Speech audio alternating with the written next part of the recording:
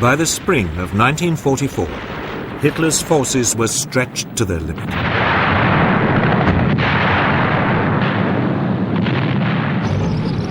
All along the Eastern Front, there was a desperate need for reinforcements.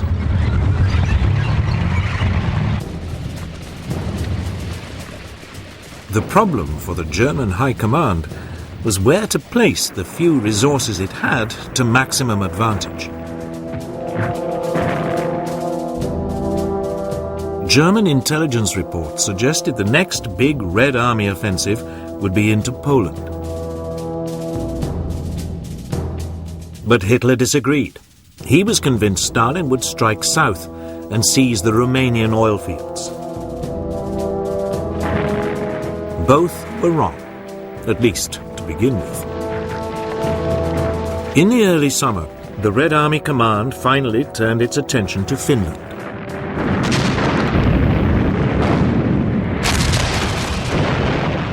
Russian troops attacked across the Karelian Isthmus.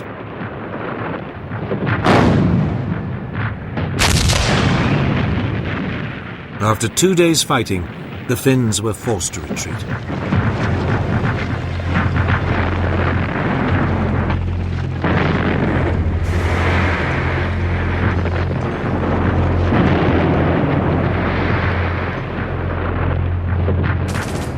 Slowly, over the next month, the Red Army advanced north into Finland.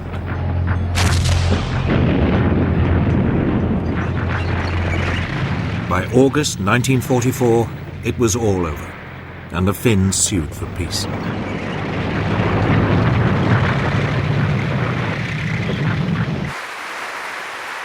It was now that Stalin showed the first signs of a pattern that would be repeated across Europe. He seized land, in this case areas of Finnish Karelia and the nickel-rich Petsamo region.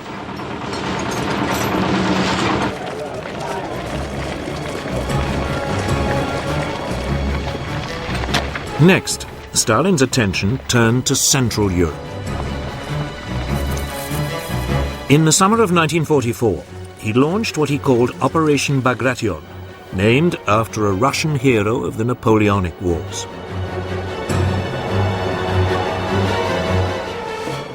At 5 a.m. on June the 22nd, 3 years to the day after Hitler's invasion of the Soviet Union, the guns of the Red Army began a ferocious bombardment of German forces in what today is Belarus.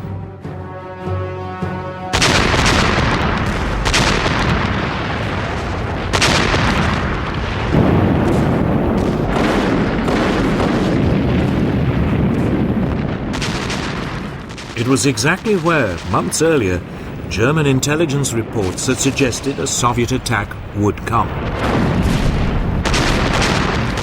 But because Hitler had ignored them, the area was poorly defended. It was another of his mistakes.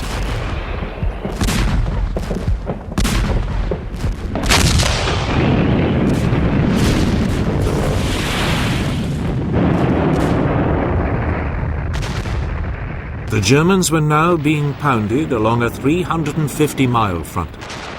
In some places, the Russians used over 400 guns for every mile.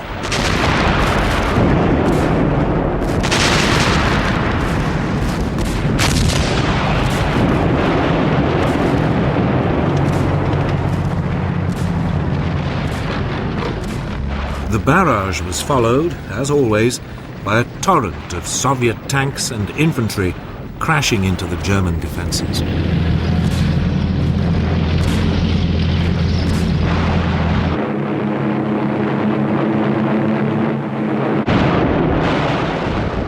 To make matters worse for the Germans, they had almost no air support.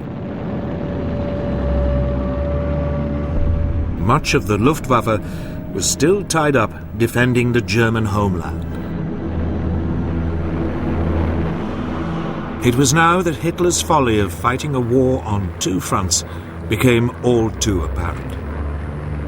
The Red Air Force could operate almost unopposed.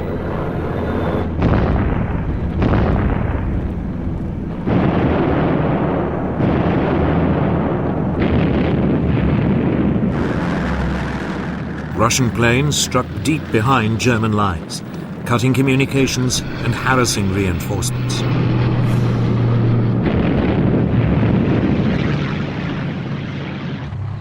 Within 36 hours, the German panzers had been swept aside.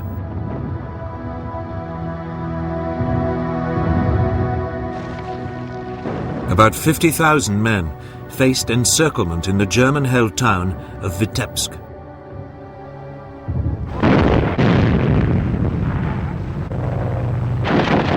Hitler, as had become routine, initially refused to let it retreat.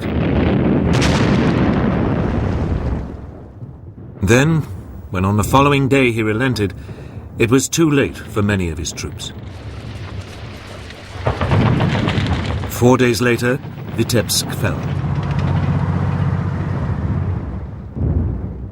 20,000 Axis troops were killed and 10,000 taken prisoner.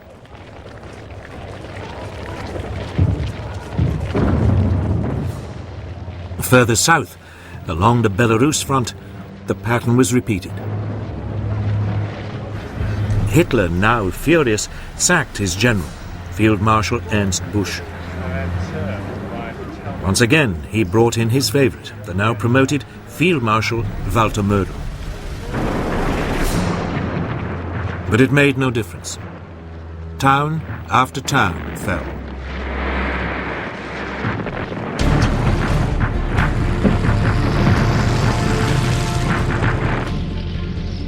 The regional capital of Minsk was now within reach.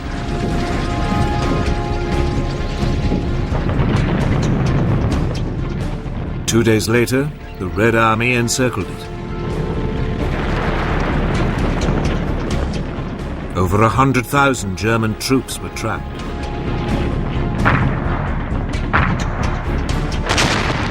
Soviet forces bombarded.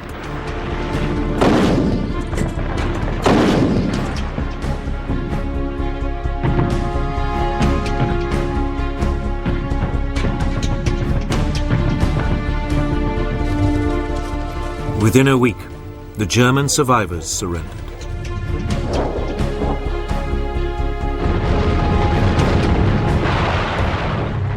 The unstoppable Russian advance now pushed on to the Baltic states.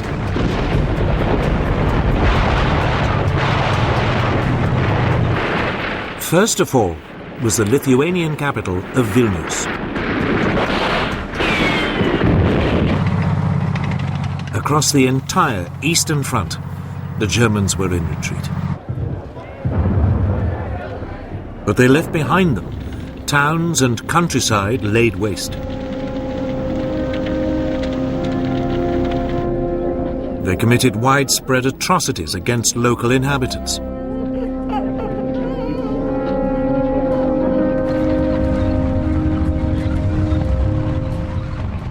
Nothing, however, could have prepared the Red Army for what it was about to discover.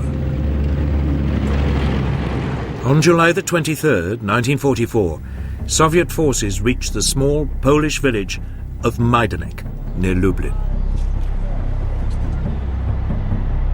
Here they came across their first evidence of Hitler's final solution: the Majdanek extermination camp.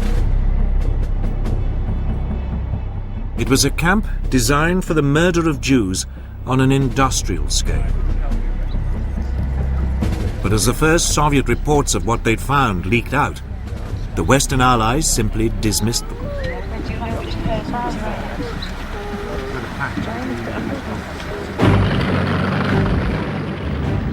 Three days after seizing Majdanek, the Russians were approaching Warsaw.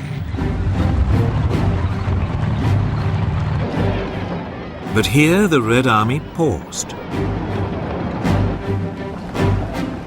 Stalin now stood ready to do what Hitler had done before: grab land, not in the name of Lebensraum, but of communism.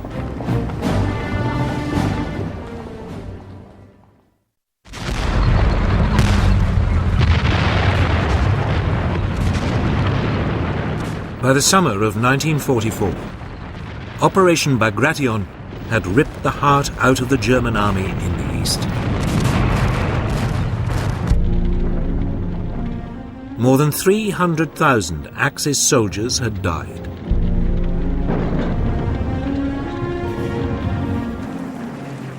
A 150,000 had been taken prisoner.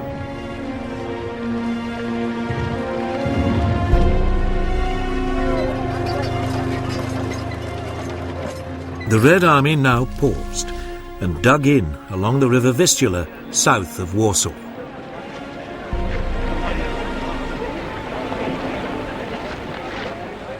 Stalin was in no hurry to bring the war to an end. With Europe in turmoil, conditions were ideal for the spread of communism.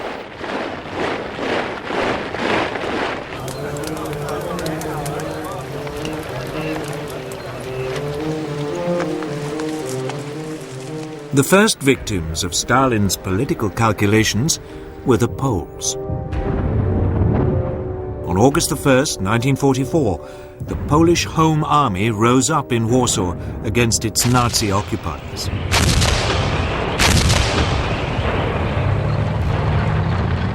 But it desperately needed help.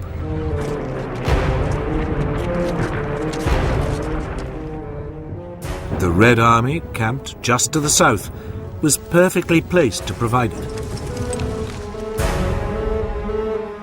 But Stalin regarded the Polish Home Army as close to the Polish government in exile in London and hostile to communism.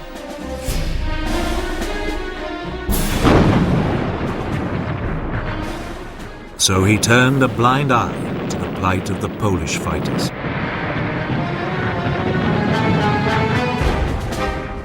They were crushed with terrible brutality. The Germans wouldn't finally be pushed out of Poland until the Russian army drove them out in January 1945. It was the start of a Soviet master plan that would eventually see communist governments across most of Eastern Europe.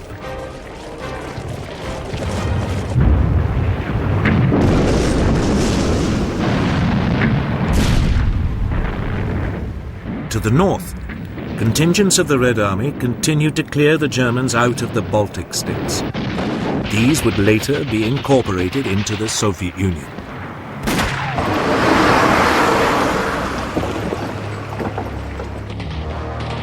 Near the Latvian capital of Riga, over 200,000 Germans were trapped behind Russian lines.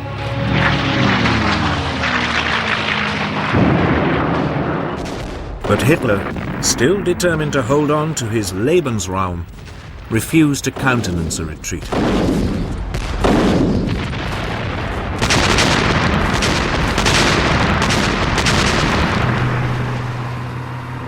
Even so, gradually the German forces were pushed back to the Baltic coast.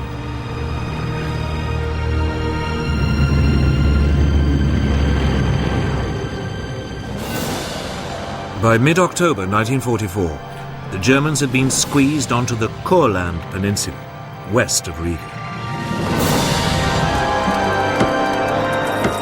They would remain marooned there for the rest of the war, when they eventually surrendered to Soviet forces.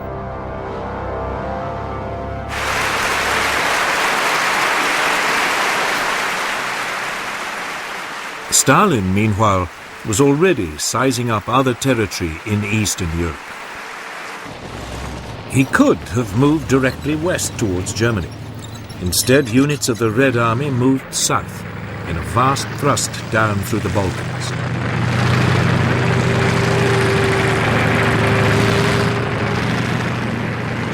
Nearly 1,500 tanks and 1 million men pushed into Romania in late August 1944.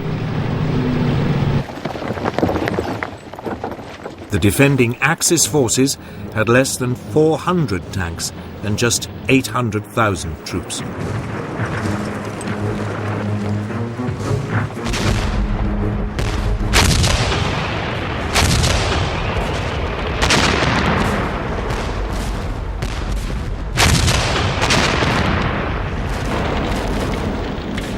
Pro-German Romanian troops gave way almost immediately all along the front.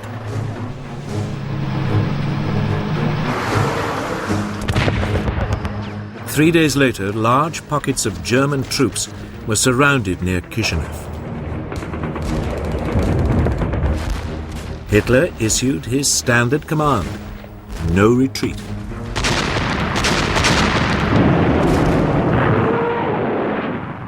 For 9 days there was bitter fighting.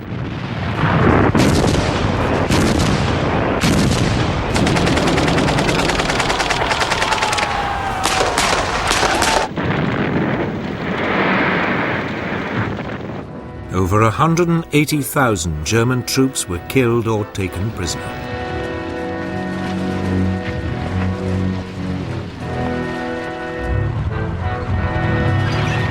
The remainder beat a belated retreat.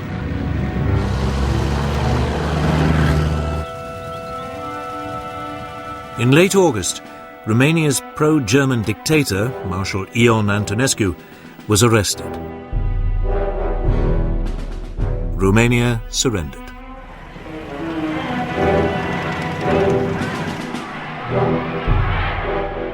By the end of the month, the Red Army was in Bucharest and had occupied the strategically important Romanian oil fields.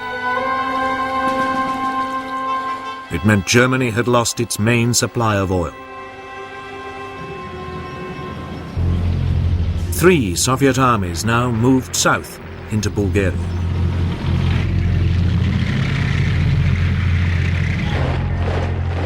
Bulgaria had tried to stay neutral, but it too would soon be swallowed up by the Soviet Empire.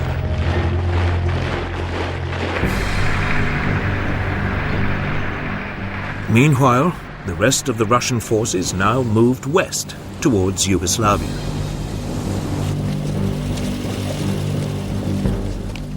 German troops to the south, in Greece, faced being trapped.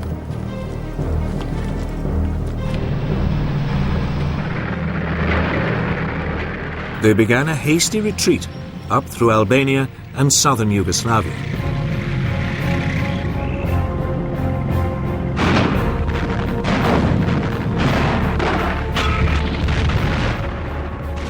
They were harried all the way by Albanian and Yugoslav partisans.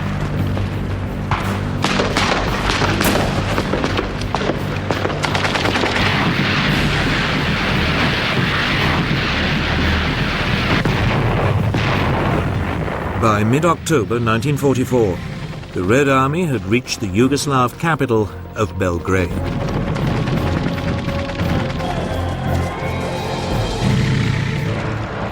Only now did it begin to swing north and west towards Hungary and then Germany. German reinforcements poured into Hungary to support the pro-Nazi puppet government, but the Red Army ground on.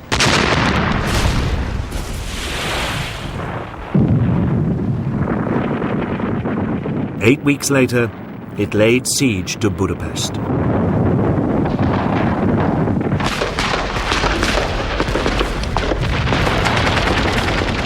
The siege lasted over 6 weeks before the German puppet government collapsed. By the end of 1944, most of Eastern Europe lay in Stalin's grasp.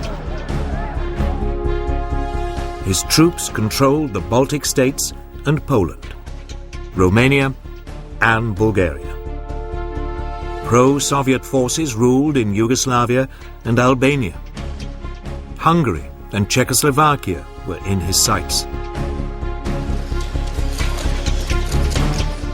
Stalin had successfully laid the foundations for the future Soviet bloc. He could now, at last, move on to Germany. But in the west, Allied forces were also approaching the German border. The race was on to be the first to take Berlin.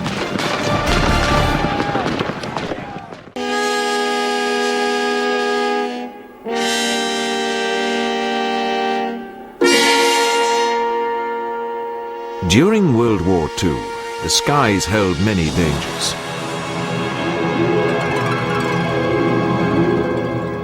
Death and destruction could come with no warning, when a German V-2 rocket plunged to Earth. The Japanese Oka cherry blossom was a rocket-powered missile guided to its target by human hands. Japanese suicide aircraft, the kamikazes, were among the most terrifying weapons of the Pacific War.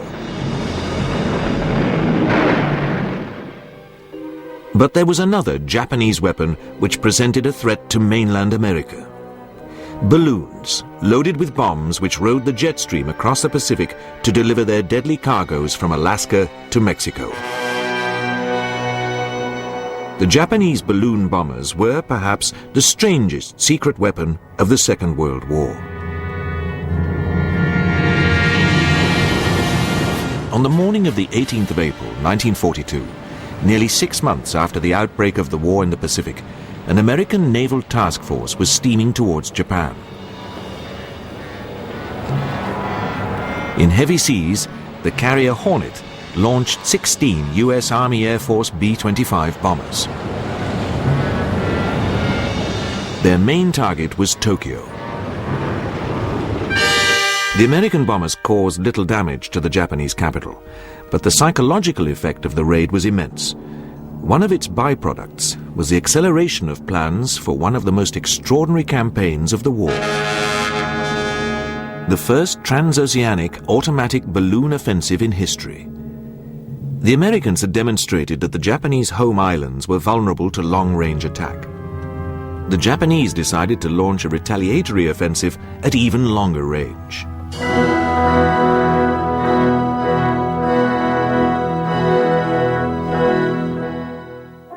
Balloons had played a role in warfare since June 1794, when a Montgolfier-designed balloon was used by the French for observation purposes at the Battle of Fleurus. Balloons were used as eyes in the sky in the American Civil War.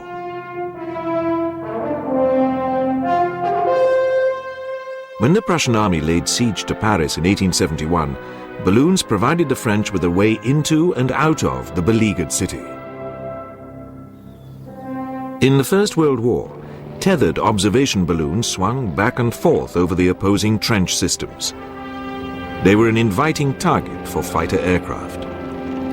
The observers were provided with parachutes, while balloon busting became the province of specialists. In the same conflict, German airships, dubbed Zeppelins after their inventor Count Ferdinand Zeppelin, launched the first sustained strategic bombing offensive against targets in the United Kingdom.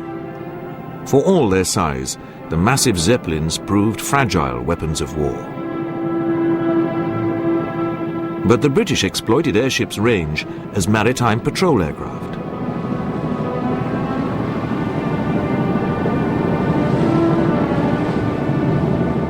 In the post-war years, the airship was replaced by the aeroplane as a long-range weapon.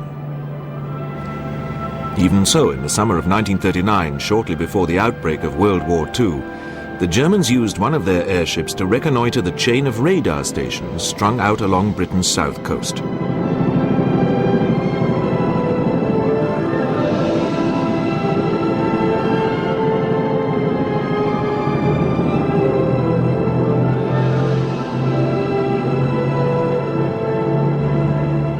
And by 1943, the Americans, now embroiled in the conflict, were successfully using their own airships to patrol over the vital Atlantic convoys.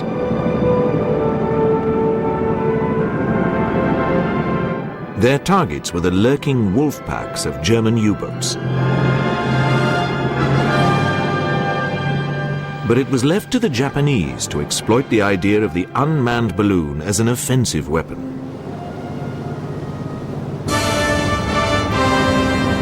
On the 7th of December 1941, in one of the opening blows in the Pacific War, the Japanese had demonstrated the destructive power of carrier-borne aircraft.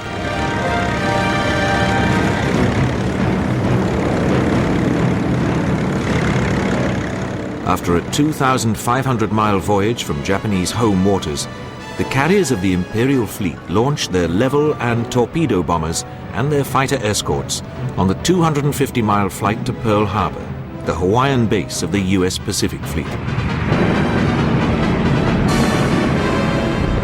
The Japanese achieved complete surprise. 7 American battleships were sunk or disabled. Hundreds of aircraft were destroyed on the ground. Despite this, the Japanese were aware that direct attacks against the US mainland were all but impossible.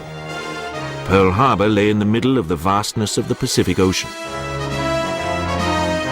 The tyranny of distance placed America beyond the range of Japanese bombers.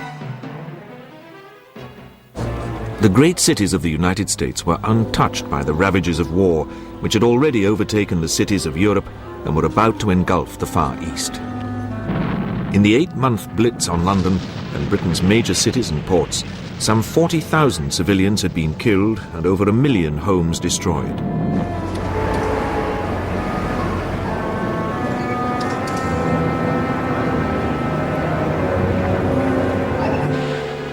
The Japanese decided to develop balloons, which would cross the Pacific to drop incendiary and fragmentation bombs on American farms, forests, and cities. They calculated that to an American public shaken by Pearl Harbor, but accustomed to think itself invulnerable to enemy attack, the effect would be devastating. In the first 6 months of the war, the Japanese had carved out an empire in the Far East and Pacific which put even Adolf Hitler's conquests to shame. They believed that its extent would deter the Americans from a campaign of reconquest.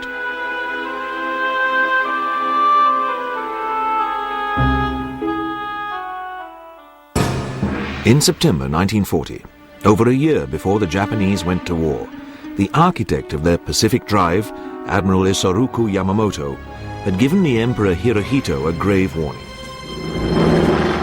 If I am told to fight regardless of the consequences, I shall run wild for the first 6 months or a year, but I have utterly no confidence for the 2nd or 3rd year.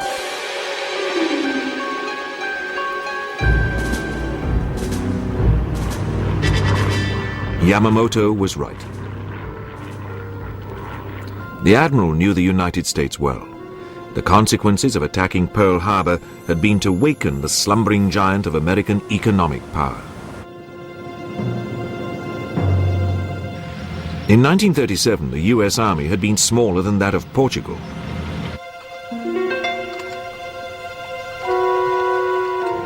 But by 1944, the United States was producing nearly 50% of the world's armaments.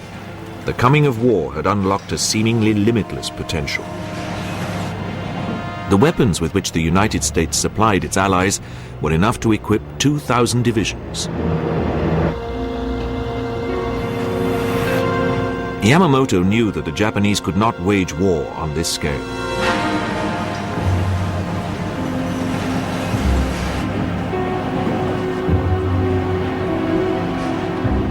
American industrial might was harnessed to the campaign in the vast expanses of the Pacific, where the most important capital ship was not the battleship, but the aircraft carrier.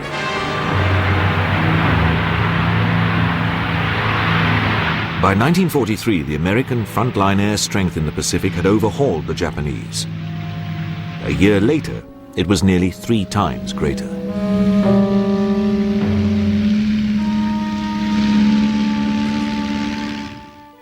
After the decisive American naval victory in the Great Carrier Battle of Midway in June 1942, the Japanese grip on their Pacific empire began to weaken.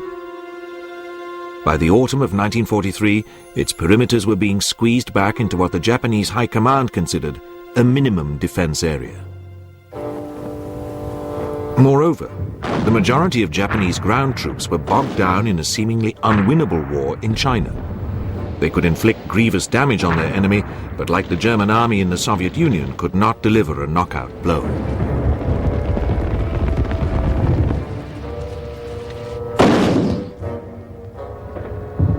The problems of time and distance threatened to thwart the Japanese. As their Pacific defensive perimeter had shrunk, the great Japanese supply base at Rabaul in New Britain had been cut off by the advancing Americans. American bombers flew against Rabaul.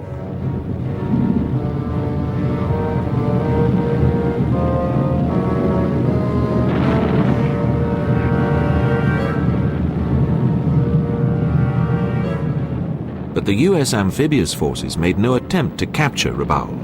It was isolated and left to wither on the vine.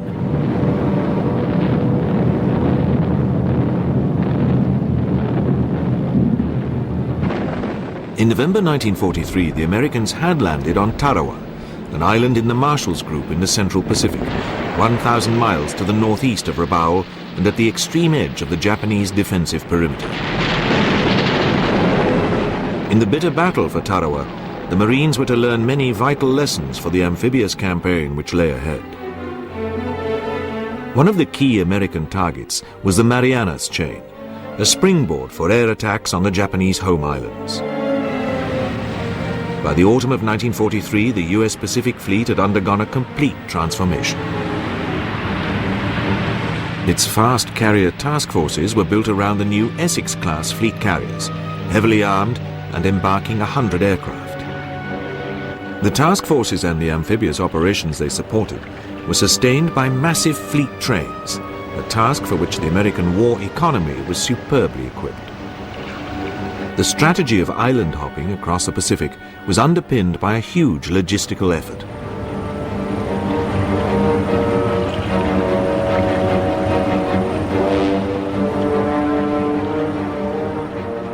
Much of it was channeled into the seizing and building of airstrips.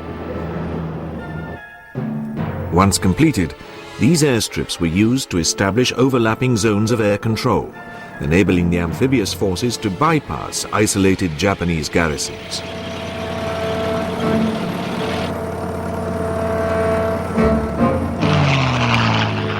In the Pacific, air and sea power were complementary.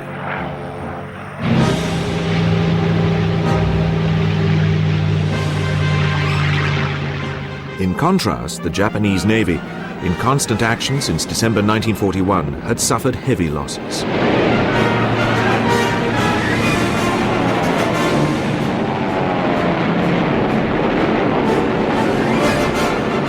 Its carrier aircraft and their irreplaceable elite air crews were chewed up in a relentless war of attrition.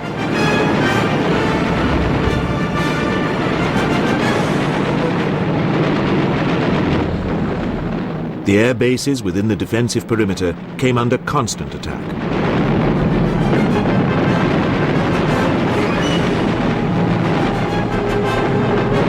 American aircraft and submarines were fast sending the Japanese merchant fleet to the bottom.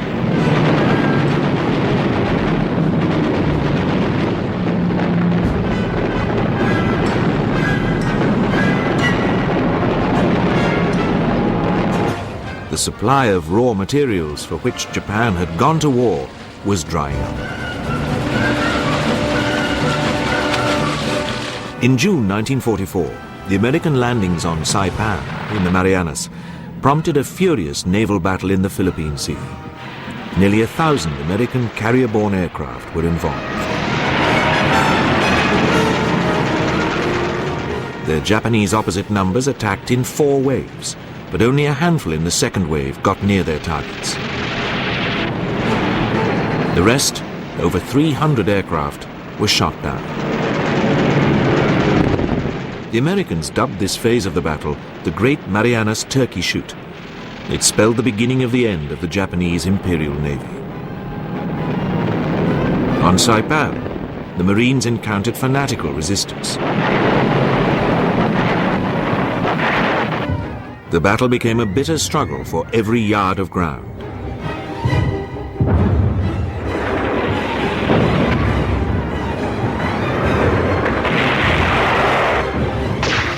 The Japanese garrison of 32,000 men perished almost to the last man. The island's civilian population chose to commit mass suicide rather than submit to the Americans.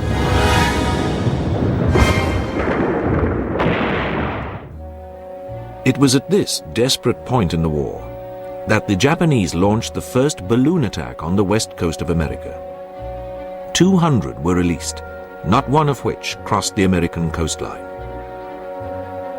The Japanese went back to the drawing board with added urgency. By October 1944, they had developed an improved version, 33 feet in diameter and designed to fly at 32,000 feet. With defeat staring them in the face, the Japanese made haste to launch a second wave of balloons against America. It was not until the end of October 1944 that the Japanese were ready to release the second wave of balloons on their ocean-spanning voyage to the United States. Each flock of balloons, made of heavy parchment paper stuck together with vegetable glue, was designed to reach a height at which it would be carried towards America by the prevailing winds at a speed of between 100 and 200 miles per hour. The balloons carried incendiary and anti-personnel bombs and up to 30 6-pound sandbags. These were released successively by a tripping device actuated by a barometer whenever the balloon dropped below 30,000 feet. Directly underneath the balloon was a large insulated box containing a battery, and beside it a demolition charge designed to explode after all the bombs had been dropped. Underneath this installation were the aneroid barometers, which tripped off the ballast release mechanism. Each batch of bomb-carrying balloons was accompanied by one which transmitted radio signals, enabling the Japanese to check on the progress of the flock across the Pacific. Because they wanted to be certain of their successful arrival in America, these transmitter balloons were made of rubberized silk. The bombs were released after the last ballast bag had been dropped, the Japanese theory being that by this time the balloons would be over the American continent. The demolition charge was then supposed to destroy the balloon, concealing from the American air defenses the nature of the threat flying from the other side of the Pacific.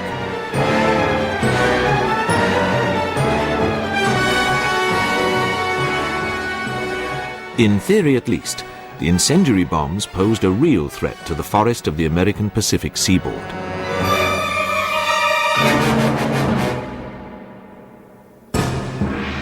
In Tokyo, Admiral Koiso and Admiral Yonai had taken control of the Japanese War Cabinet.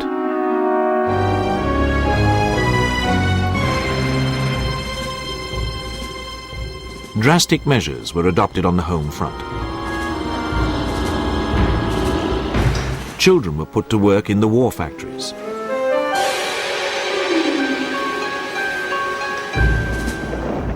Students were conscripted into the armed forces.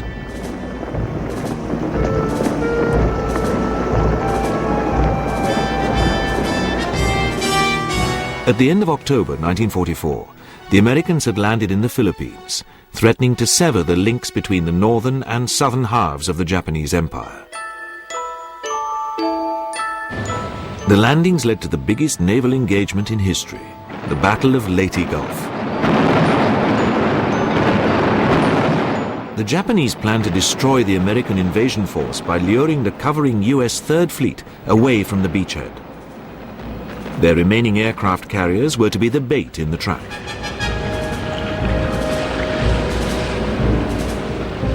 It was a desperate gamble, which saw the last battleship versus battleship engagements in naval history.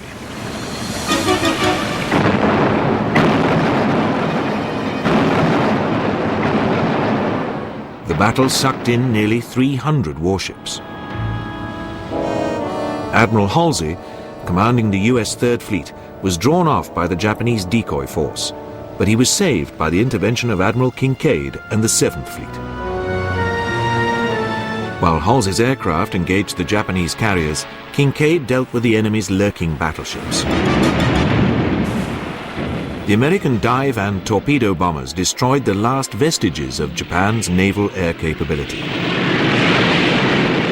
4 Japanese carriers and 3 battleships were sent to the bottom. Halsey had the last laugh.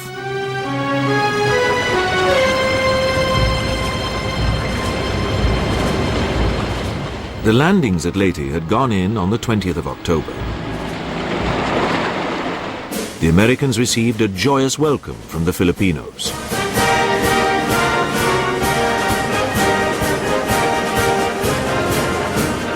And General MacArthur was on hand to wade ashore and fulfill his promise made in March 1942 that I shall return.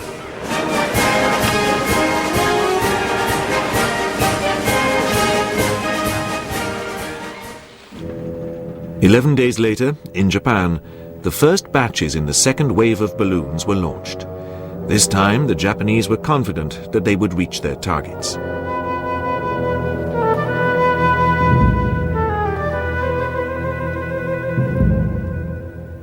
The Japanese estimated that the flight to the Western American seaboard would take 4 days.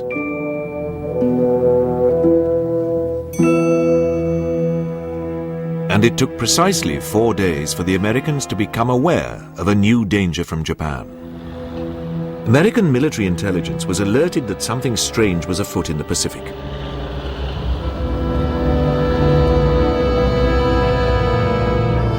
On the 4th of November, a naval patrol craft spotted what looked like a large fragment of tattered cloth floating on the surface of the sea. A sailor tried to drag the fabric on board, but inadvertently sent the payload to the bottom. But the salvaged envelope bore Japanese markings. An alert went out and the FBI was called in. Forest rangers were instructed to report any balloon landings and any portions of the balloons or their payloads which were recovered. The US Coast Guard Service was placed on alert.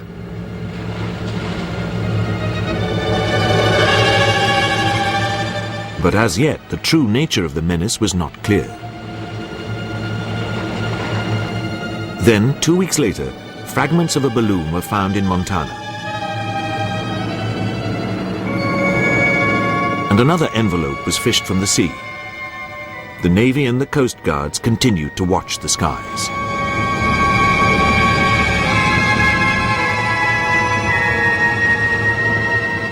For the next month, scientists and technicians sifted through the evidence to produce a rudimentary picture of the mystery Japanese weapon. Samples were sent to the Naval Research Laboratory in Washington, D.C., and to the California Institute of Technology. Analysis of the sand in several recovered ballast bags yielded clues as to where the balloons might have been made. It was not long before one of the balloons was spotted in the air as it floated over California.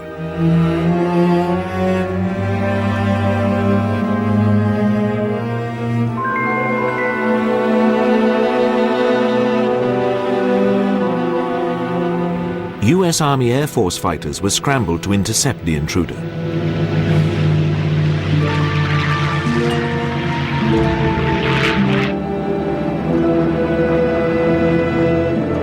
One of the fighters shepherded the balloon into open country with the wash of its propeller. The balloon was persuaded to come to Earth. The automatic destruction device didn't work, and the entire assembly was recovered intact.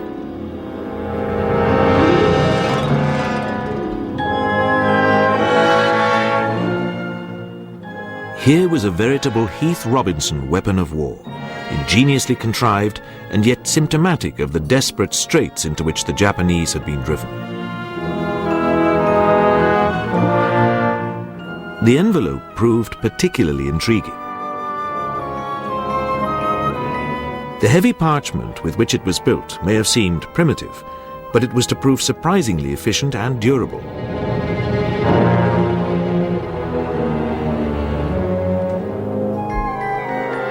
In contrast, very few of the more sophisticated rubberized silk transmitter balloons crossed the American coast. At the bottom of the envelope was a single disc escape valve made of pressed steel and sealed with a rubber gasket. This was the business end of the balloon, designed to maintain altitude in the Pacific Passage and then release the payload over North America.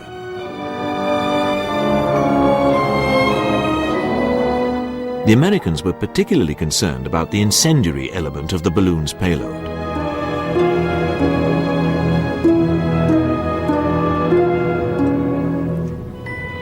They felt that the balloon could not carry enough high explosive or deliver it accurately enough to pose a serious threat.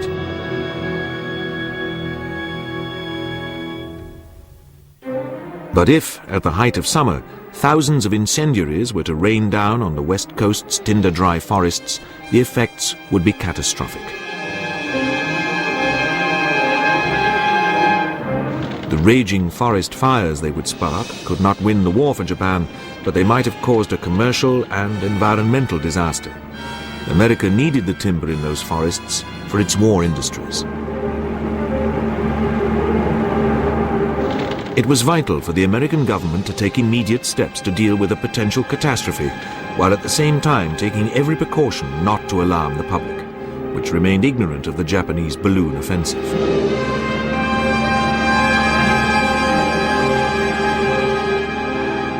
The threat was taken extremely seriously, and at the very highest level.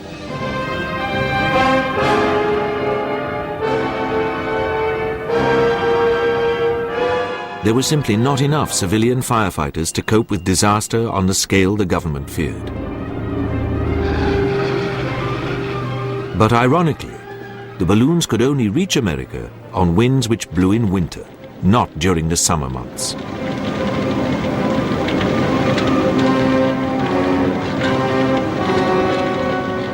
Unaware of this, the government drafted in army units, many of them paratroops, to reinforce the firefighting forces.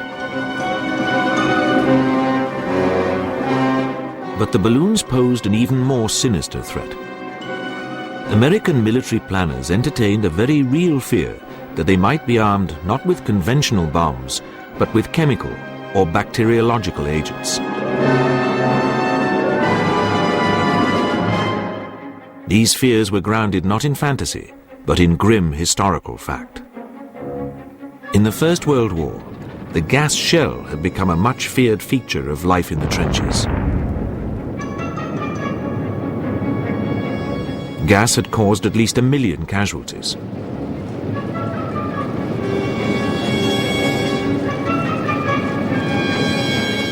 In the 1930s, during the invasion of Ethiopia, the Italian Air Force had dropped gas bombs on defenseless civilians.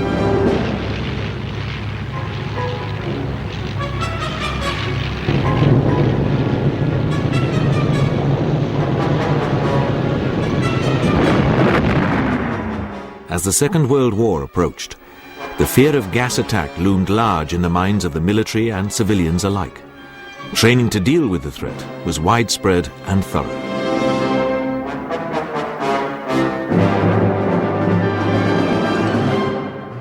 American planners were aware that the Japanese had not been afraid to use gas and chemical weapons in the long war they had been fighting in China since 1932. The Chinese armies and civilians had been subjected to attack by bacteriological agents. In 1942, nearly 100 inhabitants of a town near Shanghai died from plague agents dropped by aircraft. This weapon had been developed at the Japanese Army's Camp 731 near Harbin. Here the Japanese conducted experiments of the greatest inhumanity on Chinese and Allied prisoners of war, including Americans. The commander of the camp was General Shiro Ishii, who fell into American hands at the end of the war. A number of Ishii's colleagues were captured by the Russians and placed on trial in Siberia for war crimes. The trial exposed the work carried out at Camp 731, including the spraying of plague-infected fleas from aircraft and the infecting of human guinea pigs with plague, gas gangrene, and anthrax. The Russians wanted to get their hands on the driving force behind Camp 731, General Ishii, but the Americans were not prepared to play ball.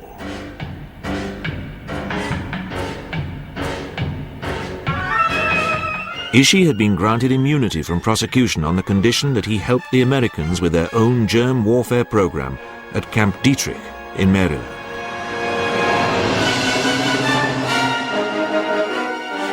In the new Cold War, Ishii's knowledge was judged too valuable to relinquish. At Camp Dietrich, biological devices were exploded in giant spheres to record the survival and dispersal of bacterial agents. All of Ishii's blueprints for bacterial bombs were preserved and studied at Camp Dietrich. But the Americans were not alone in their experiments in bacteriological warfare. During the war, the British had conducted experiments with anthrax agents on the remote Scottish island of Grunard, They had well-founded fears that the Germans were also developing biological weapons.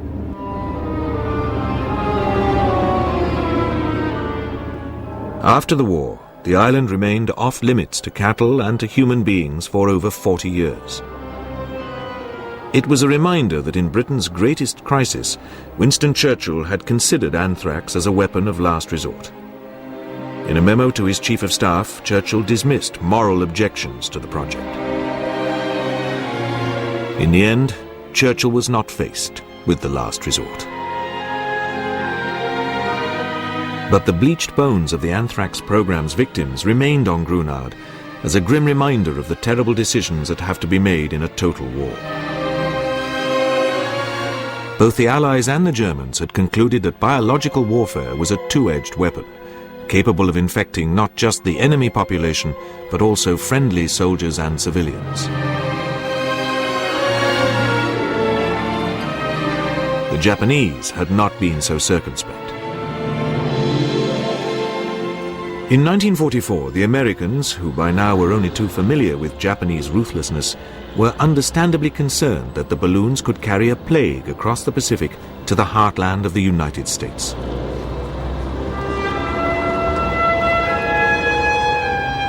A crash program was launched to train decontamination squads, and the authorities moved to impose a total publicity clampdown on the balloon campaign. The Japanese had bargained that the American press and radio would be unable to keep quiet, and there was also the need to inform farmers, teachers and school children in the areas most under threat. Surely the story would break in the newspapers. Incredibly, not a word leaked out. The Japanese High Command concluded that the balloons could not be reaching America. In fact, of the 9,000 balloons launched against America, approximately 1,000 made landfall, appearing everywhere from Alaska to Mexico. Their only victims were 5 children and an adult, who chanced on an intact gas bag, tampered with it and set off the bombs. The balloon campaign was shut down in April 1945. A month earlier, the massive American air bases on the Marianas had begun launching B-29 superfortresses at the highly combustible cities of mainland Japan. It was the last round in the war of numbers which Japan was doomed to lose. The bombers did not have everything their own way. At 30,000 feet, they were buffeted like leaves in a gale by the same jet stream that had carried the balloons. Formations disintegrated, and bombing, often through cloud, became a matter of guesswork.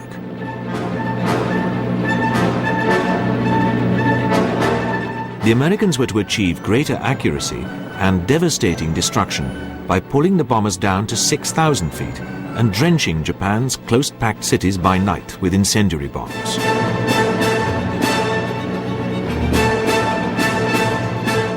The Japanese were being firebombed to defeat. The emergency services were overwhelmed. Fighter defenses smashed aside.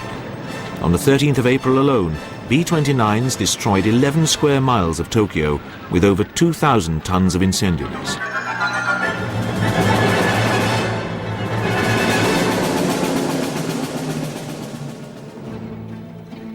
While the B-29s razed Japan's cities, American submarines were writing the last chapter in the history of the Japanese merchant fleet.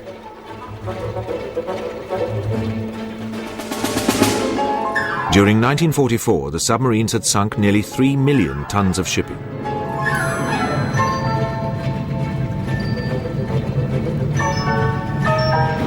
By the end of the year, so many Japanese ships had been sent to the bottom that submarines had to scour the seas for targets, preying on small coastal vessels. Japan's supplies of food and raw materials had been choked off. Those who stayed in the cities ravaged by bombing were reduced to a near-starvation diet. They scratched among the rubble for weeds to sustain them.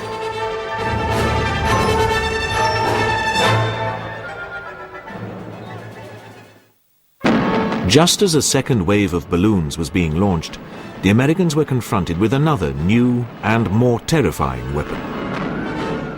the kamikaze.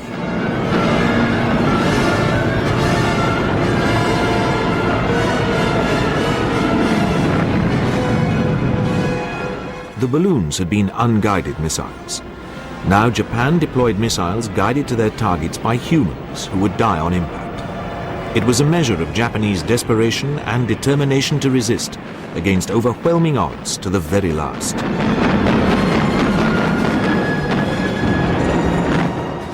The original suicide unit of 23 pilots had been recruited in October 1944 by Admiral Onishi, commander of the 1st Air Fleet. The name kamikaze derives from the so-called divine wind, the typhoon which in 1281 had destroyed a Mongol invasion fleet. Many of the kamikaze pilots were inspired by the Bushido military tradition of self-sacrifice. Others, certain of death, wished to die gloriously in a hopeless cause. Onishi told them, "You are already gods without earthly desires." There was, however, a more earthbound rationale behind the kamikazes. Their missions could be flown against the Pacific Fleet by inexperienced pilots in any kind of aircraft packed with high explosive. And the kamikazes were very hard to stop. The incoming aircraft had to be completely destroyed, not merely damaged by anti-aircraft fire.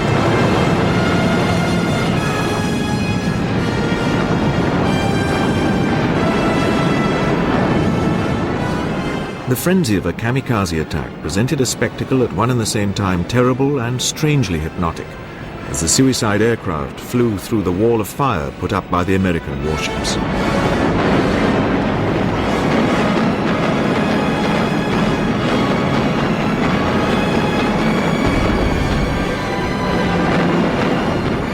By January 1945, when the Americans landed at Lingayen in the Philippines, the scale of the kamikaze attacks prompted a series of crushing airstrikes delivered against Japanese airfields on Luzon.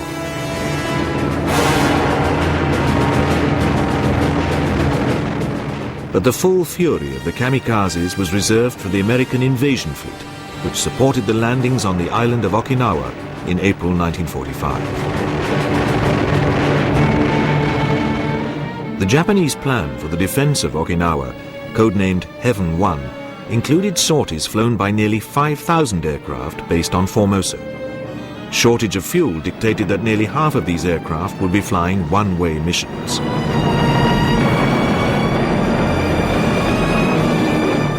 At Okinawa, the kamikazes attacked in dense waves.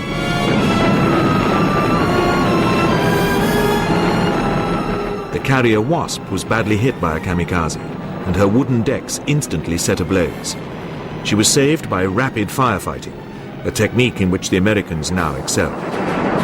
At Okinawa, for the sacrifice of nearly 1,000 kamikazes, the Japanese sank 32 American ships, damaged dozens more, and killed 5,000 seamen. But the kamikazes could not stop the American landings. The sacrifice had been in vain.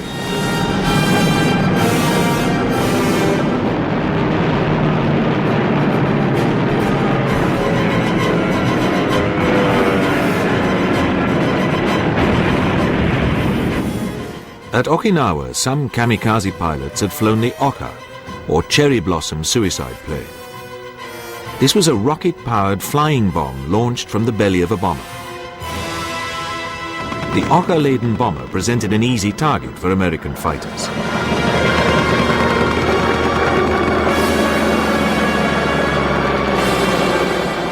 And many were shot down before they could release the cherry blossom pilots on their death ride.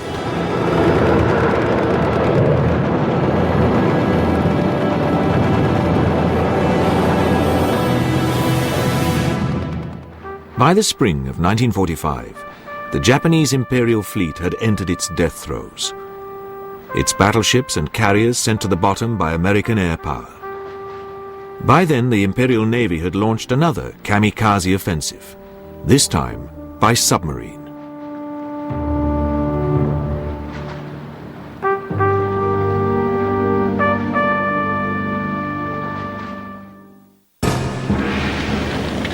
At Pearl Harbor in 1941, Japanese midget submarines had played a minor role.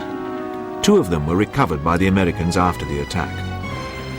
Almost 3 years later, these submarines were to have less conventional successes. By late 1944, the Japanese Navy had developed its own suicide submarine, the Kaiten, or Heaven Shaker, a one-man craft based on the Type 23 Long Lance torpedo, a weapon which had wrought havoc on Allied warships earlier in the war.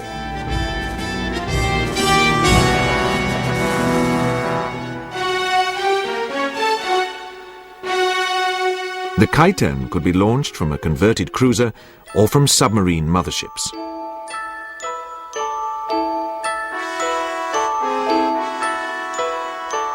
The Kaiten was a sinister craft, and those that survive can still exert a powerful effect on the men trained to operate them.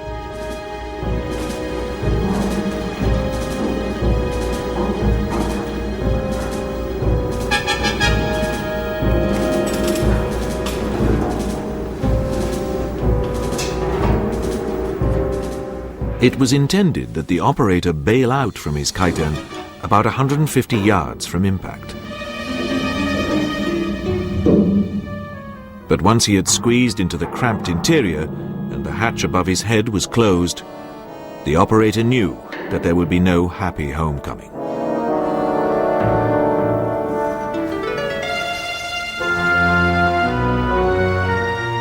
The Kaiten was part torpedo, part metal tomb.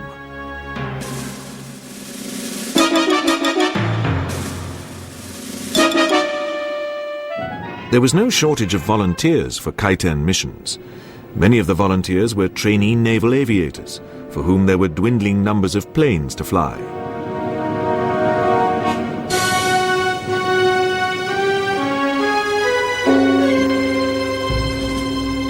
The Kaiten pilots were trained at a secret base on a remote island off the coast of Honshu. Selection for the task ahead was rigorous.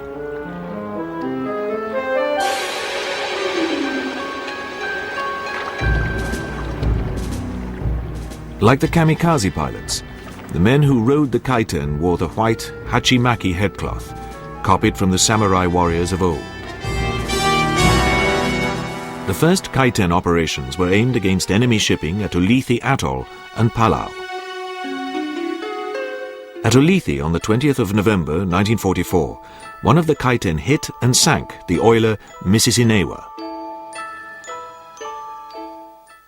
But Japanese news reports of the early Kaiten raids wildly exaggerated their success, claiming battleships and aircraft carriers sunk, when in fact it was the Kaiten force which was taking losses. By the end of February 1945, the Japanese High Command concluded that Kaiten operations against heavily defended enemy anchorages were merely inviting the destruction of the mothership submarines. Reluctantly, they decided to attack the seaborne supply chain, sustaining the American troops fighting on Iwo Jima. These operations also ended in failure. The carrier submarines were picked off by air patrols and surface groups. The Kaiten's last major operation, in July 1944, led to their biggest success. The American destroyer Underhill blew up when it ploughed into one of the Kaiten launched by submarine I-53. The final Kaiten victim, a landing ship, was sunk on the 15th of August 1945, the day Japan surrendered. Kaiten operations had cost the Japanese Navy 8 submarines and 900 officers and men for no appreciable gain. The Kaiten pilots who had been spared were left to contemplate their own survival and the defeat of the nation for which they had been prepared to commit suicide.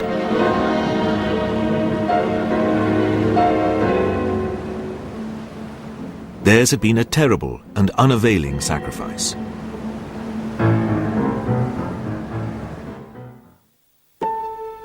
In July 1945, in the New Mexico desert, the final preparations were being made to test a weapon far deadlier than the Kaiten. An atomic bomb was being readied for a test detonation.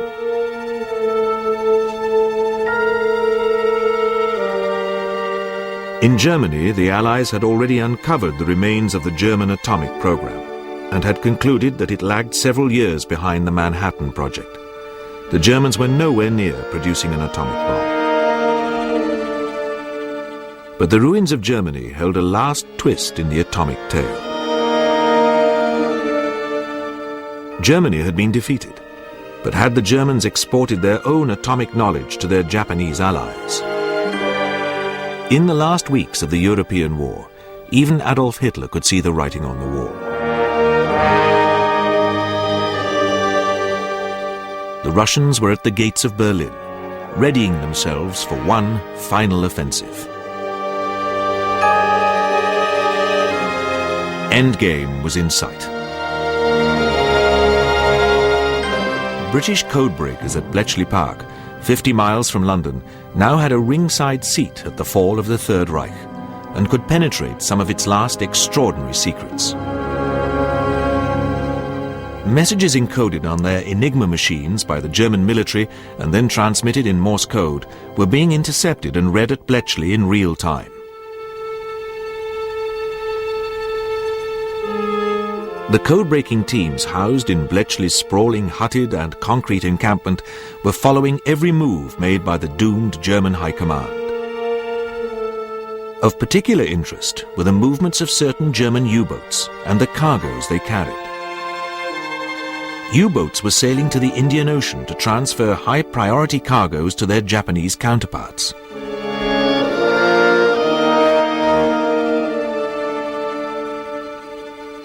Alongside munitions and machinery were more sinister consignments. The Germans were handing over the fruits of their wartime scientific research. Not only into such fields as radar, but also into germ warfare.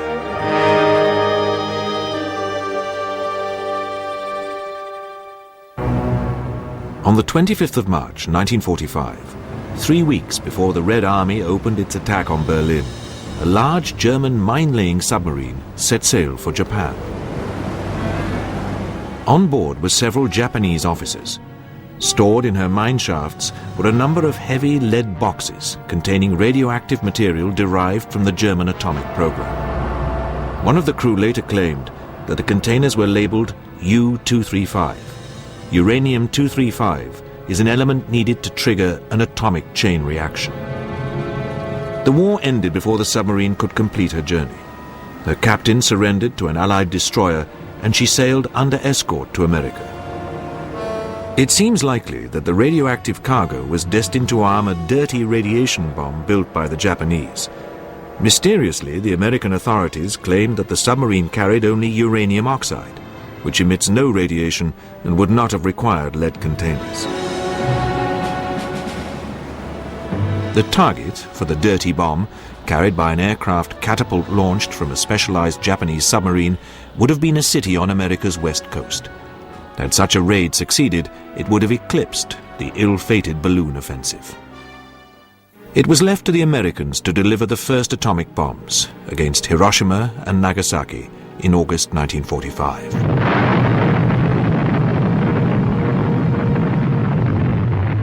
These attacks brought an end to the war in the Far East and Pacific.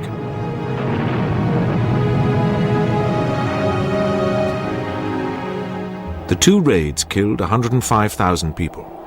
In the following years, tens of thousands more were to die of radiation sickness.